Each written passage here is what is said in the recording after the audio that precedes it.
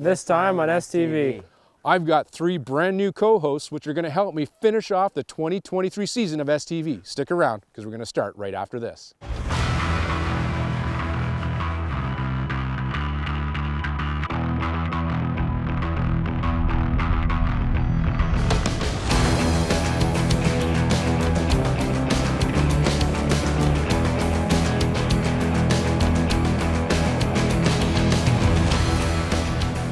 STV is brought to you by Yamaha, revs your heart. Ultimax belts, performance driven, performance proven. And by Polaris, think outside.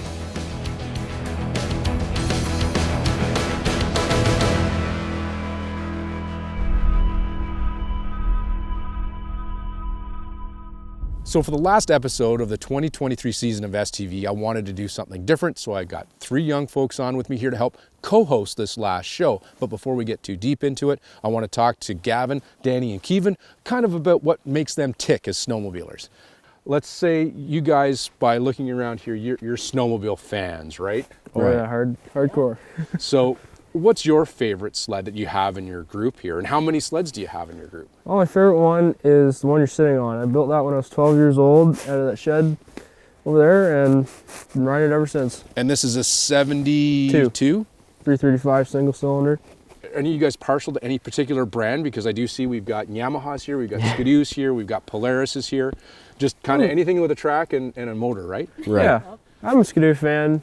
I love my Polaris. Yeah, and you've got a pretty spicy one. So talk to me about that sled. It's a 2020 Polaris XCR 850. It's been an amazing snowmobile. That'll definitely get the job done. Oh yeah. Yeah. Yeah. Now, Danny, you've got your own sled too. My 1981 Citation 4500. Why do you like that thing? It's great on the trails, great on gas. It's my favorite. It's also pretty easy to handle and everything too, Yeah. right? Yeah. I'm kind of partial to Citations. That was actually my first sled when I was a youngster, a little bit younger than you are, but that was the first time I ever rode a snowmobile, like kind of off in the backyard on my own, was on an old Citation. So how many sleds do you guys have? Oh. Runners. Let's start with runners. We should qualify that. Well, we got 4, 8, 9. More around here too. Probably around 12 runners and probably 25 all in total. Now, of the, so it's about 50-50, I see that ratio there. Mm-hmm. When you say projects, what kind of state are those projects in? Because I've seen projects of, I got a project in the backyard and it's literally like a track and a couple of skis. Well, that's how some of them are. We got an old 73 Skidoo Olympic that we're gonna disassemble the whole thing, paint the body, do the motor in it, put a new hood on it, new track. And then we got some up on the hill over there that we're gonna put a belly pan on, get it running and drive it. So new stuff, old stuff, what's your favorite? Because you do have a bit of a mix here. I prefer the older stuff. Yeah. There's nothing like it. If I'm going out for lunch and having fun, I'll hop on the old stuff. But if I'm going for a 6-hour-long day, then I'll hop on my 09 and be gone. Pretty cool. Now, I want to ask, it doesn't matter if you're into the old snowmobiles or new snowmobiles or what type of snowmobiling you're into, whether it's flatland stuff like we have here in the east or, mountain climbing out in the west. Yeah. Snowmobiling is all about fun. So Oh, yeah. I want to Exactly. ask you that. What do you find the most fun about snowmobiling? Getting the young people into it, and Wait a second here. You can't say young people. You are a young man. seeing everyone smile, especially when you're driving by on an old snowmobile and you're getting people wave and thumbs up. Oh, yeah. There's nothing like that. About going snowmobiling. Just hanging out with friends and family and having fun, lots of smiles. It's a great way to be out in the wintertime. Yeah. Oh yeah. Yeah. We have a couple friends that have vintage snowmobiles, and Yeah. we contact each other all the time. Go up and usually Haliburton Forest and go for a ride up there. Yeah, we're really close to the rail trail, so we Yeah. can just hop on it and Yeah. go out for a ride. What happens if they break down? Yeah, I really like working on them. With the Polaris, I haven't really had to do anything to it yet. But yeah, the Walker Evans that are in it, the suspension's so awesome. So even if the rail trail's bad, it just takes it so good. Yeah. Yeah. And Kevin, what about you? It sounds a little crazy, but I'm probably going to say getting lost, because Yeah. you can go out, find new trails, you can explore scenery, new places. Oh yeah. We've been in a few of those situations. Yeah, getting lost is fun. Yeah. talking to three of you definitely kind of reminds me of why I like snowmobiling. And when I'm thinking back to when I first started snowmobiling, when I was, you know, less than 10 years old myself when I started, and just going out and having fun, whether it's out on an old sled or a new sled, and getting out and be able to go with friends and family. And just snowmobiling is such a great wintertime experience. Yeah, it's that's awesome all to be able to do it. Yeah. Yeah.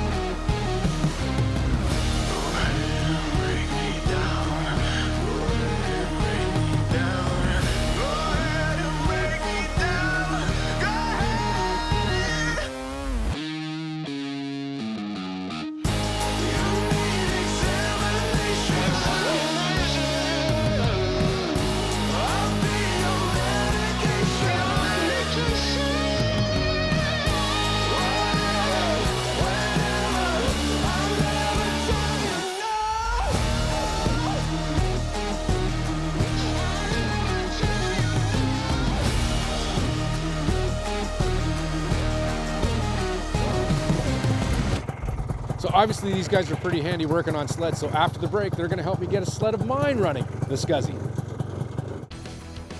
This segment is brought to you by Polaris. Welcome back to Snowmobiler Television. And today we were testing out the 2023 Polaris XTR and the 850 Boost. How do you think this is going to perform today? Well, I think they're going to perform really good, just maybe not for Jeff because he brought Scuzzy and it doesn't run. So we got to go help him with that.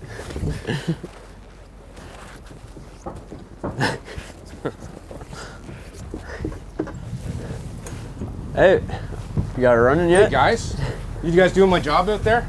Yeah. It's so much easier. Yeah, I gotta take your place. Yeah, you guys need to do that more often. So the Scuzzy is the sled that never fails to fail, right? Right. And it's not running right now. But one of the problems I have is the recoil only goes out about that far.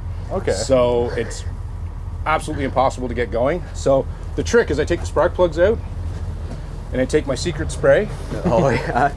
squirt down each one of the spark plugs hole, put the spark plugs back in, and it fires up just fine. I've already got the air box out because that is something we're gonna need on the second part of the solution for the problems of this, which is my fuel pickup. I've got the parts, but if you guys can help me with that, that'd be awesome. Okay. Sounds great. So Sounds good. first we'll get it fired up to make sure it actually does run. Okay. Not quite sure if it does. If one of you guys want to go out there, because we'll get you to pull on the ripcord when we get this back together, and then we'll be good. Sounds All right. good. I'll give her a yank. All right. That should be enough. So usually we only have to do this 2 or 3 or 4 times, and it goes. It's running. Okay, here we go. Let's see what happens.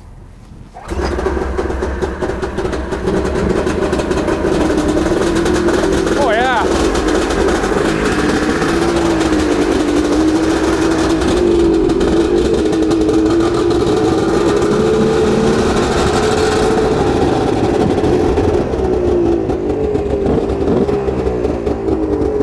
This thing is glorious. Glorious, I tell you.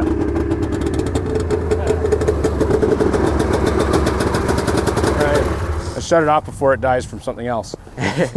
So I'll go get my stuff and we'll start the repair. Sounds good. Sounds good. Is this something I'm doing or are you doing? Well, we can do it both. How about that? Teamwork. Teamwork makes the dream work. Do that. Okay. All right, so here's what I got. Parts and my complete toolkit, which is a Leatherman. Perfect. But that should be enough to do what we need to do. So this is what happens to rubber when it does that whole thing with Unleaded fuel. ethanol blended fuels. And just for, there's a hole in this too. Like, look at that crack there. Oh, wow. Like that's, so I think what was happening with this thing is it was giving me issues where it felt like it was misfiring, Okay. but I don't think it was a misfire. I don't think it was in the clutches, although I found problems with both of those. I think the biggest problem was it was getting air in the fuel. So Through the the fuel line. pump was pulling air in, Yeah. and the carbs were just basically running out of gas. Yeah.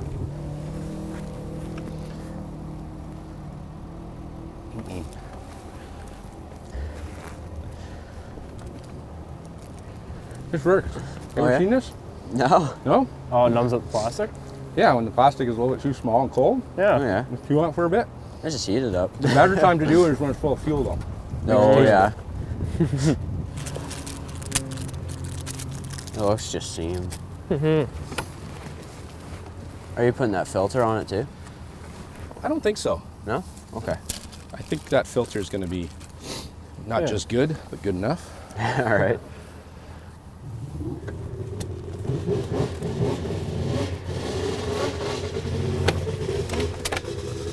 That's a T-Cat over there. All the good stuff is here today. So I think I gotta try to get... Wait a second, you guys are supposed to be doing this.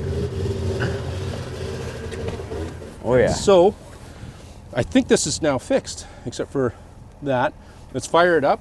Let's see if it sucks fuel and see if we have a leak. See how bad it sucks? There might be enough fuel in there to get it to go. Ready? Yep.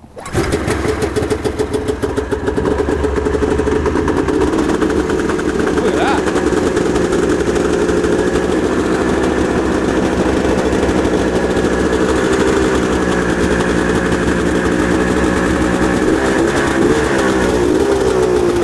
Oh yeah, we're in business. Scuzzy's gonna live another day. Now, any bets on how long it's gonna go before it breaks again? Oh, all day. Fingers crossed. You are way too new if you think this thing is gonna go all day. There's no way this thing is gonna go all day.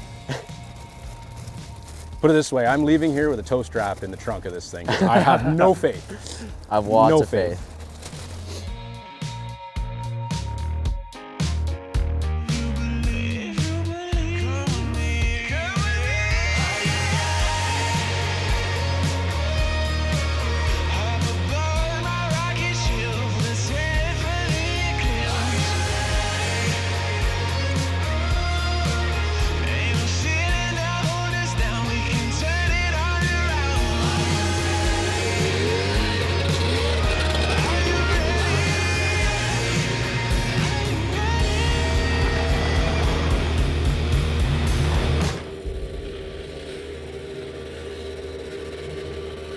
After the break, we hit the trails of Haliburton Forest. This segment is brought to you by Yamaha.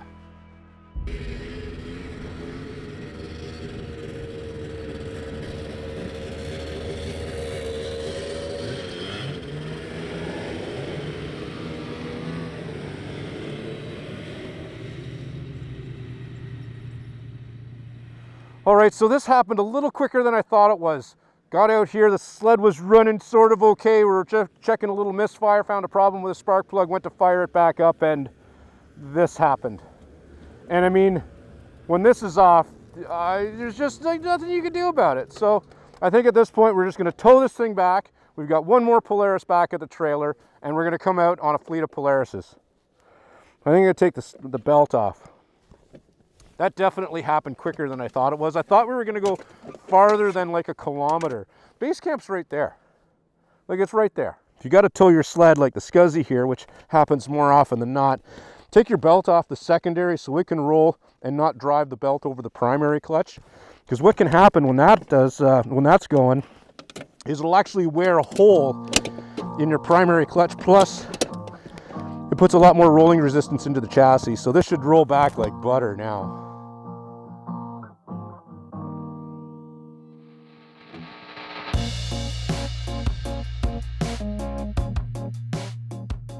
I definitely called it. The Scuzz is the sled that never fails to fail, which of course it did again, but it failed even faster than I thought it would this time.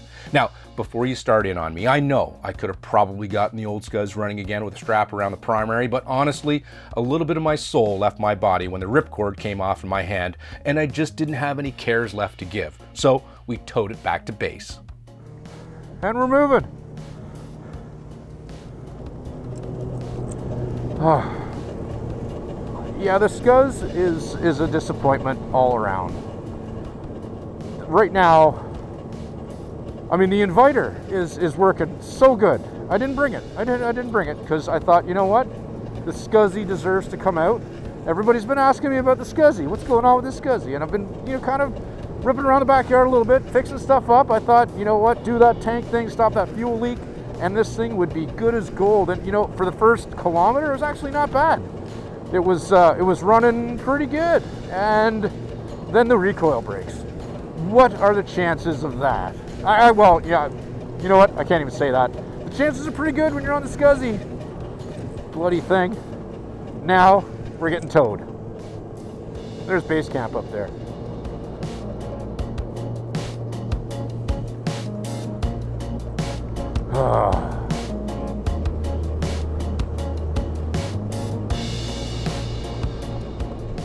Now, to rejuvenate my faith in snowmobiling, we pulled out Gavin's 2020 XCR along with STV's two 2023 Polaris fleet sleds, a V1R boost, and another XCR to ride the trails of Haliburton Forest.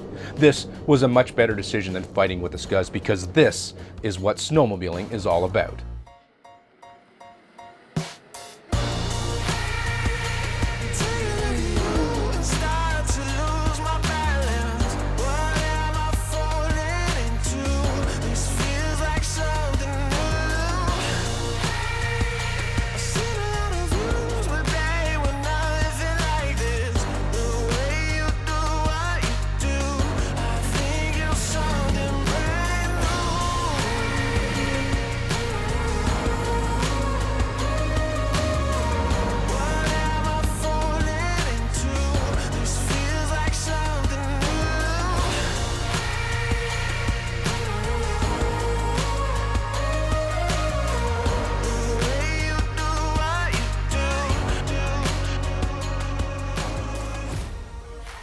As part of the deal with helping out on the show, both Kevin and Gavin had to rate their ride experience here at the forest on the Polaris sleds.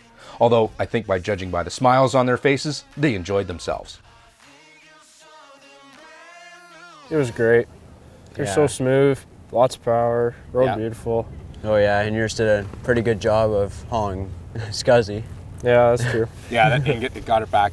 Now, you guys do have a Polaris sled in the family, so you're running a 2020 XCR. Yeah. Now, how does the new stuff compare to that? What do you think about that?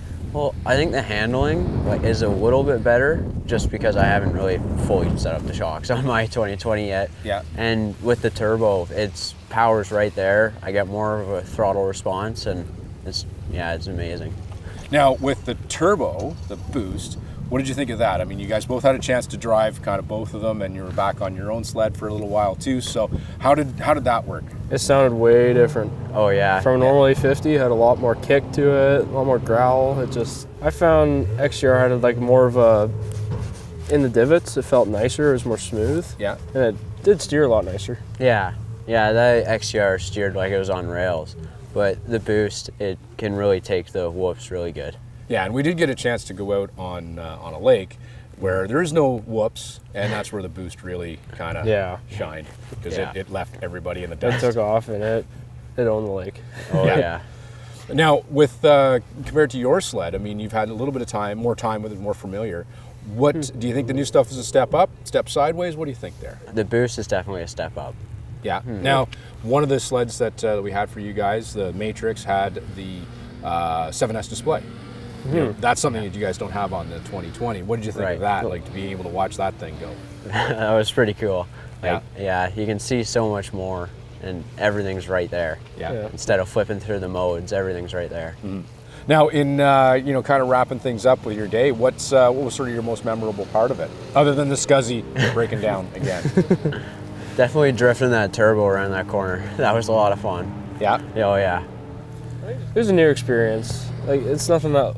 It is somewhat like your sled, but it's totally different. Oh yeah. And getting it out, and it's an experience that not everyone else has. No, exactly. Yeah, from about the end of the tunnel forward, it's all different. Like the look of it, the motor's the same, but and it feels the same. Just it feels way more new too.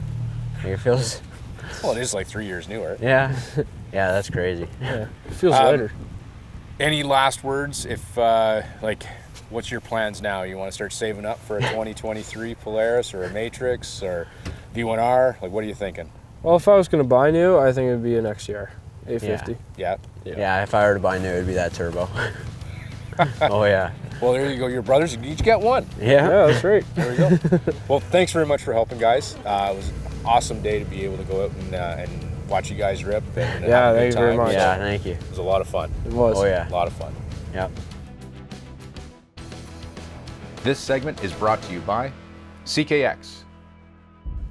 Today was a great way to wrap up the last show of the season for STV. Coming here to Haliburton Forest, riding some awesome trails with some great sleds, and the boys did an awesome job. Hopefully they told you some new information about the sleds that maybe you hadn't heard before, or maybe a new perspective. This season on STV was another one with ups and downs. Back at the beginning of the year, we started things off with one of STV's most adventurous destinations ever, where we went on expedition up to Churchill, Manitoba. That is one ride I'll remember for the rest of my life. Then we traveled throughout Ontario and Quebec to some of the best destinations these provinces have to offer. Plus, we made it back to New Brunswick too, to Florenceville, the French fry capital of the world, to ride in an area we've never been to before, which included a trip across the longest covered bridge in the world. We even made it back to a couple of races that we wanted to get to forever, met some cool people, and saw some fantastic old sleds while doing it. We were also plagued with winter conditions that didn't always cooperate, and we had to change our plans on the fly more than once to create STV. But somehow, we managed it and are now looking forward to the future. We don't know what that'll look like yet, but I can't wait to find out. But before we sign off for the year, I wanted to thank all the volunteers across the snowbelt for their dedication to snowmobiling and facing the challenges of a winter where Mother Nature didn't always do what we wanted her to do. Everywhere we went, the trails were amazing, and if it wasn't for your work, none of us would be able to ride.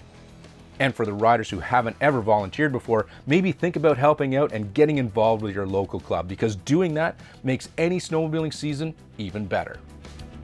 Well, that's it for this season of STV. Hopefully, we'll see you next year in 2024.